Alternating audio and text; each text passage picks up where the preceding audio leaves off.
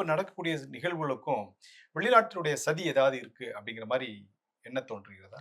எனக்கு அப்படி தோணல. அதாவது வங்கதேசம் ஒரு 17 கோடி மக்கள் உள்ள ஒரு நாடு.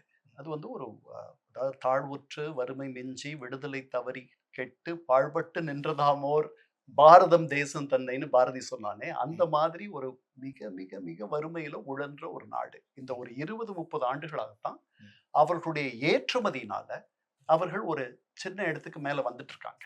நல்லா அத பண்றாங்க. அவங்களுடைய ஏற்றுமதி தொழில் நல்லா இருக்கு. அவங்களுடைய கைத்தறி, மற்ற துணிகள். அப்படிப்பட்ட ஒரு நாட்ல, அங்க எல்லாருக்கும் வேலை தர முடியாது. ம், அங்க சாலையோரத்திலே வேலையற்றதுகள், வேலையற்றதுகளின் மனங்களிலே விபரீத எண்ணங்கள் ம், அப்படின்ட்டு அண்ணா ஒரு தடவ சொன்னார். அது ம், மாதிரி நெறைய பேர் இருக்காங்க. அவர்களுக்கு அவர்களுக்கு இட்ஸ் தே ஆர் ஐடில். அவங்கள எப்படி நீங்க வந்து எதுலயாவது ஈடுபடுத்துவீங்க? அவர்களுக்கு வேலை தரணும். அது ம், கிடையாது. ம். இந்த சூழல்ல இது நடக்குது. எனக்கு அந்நிய சதி அப்படின்லாம் நினைக்க தோணல. வங்கதேசத்தில் நடப்பதற்கு வங்கதேசத்து மக்கள் மட்டுமே பொறுப்பேற்க வேண்டும்.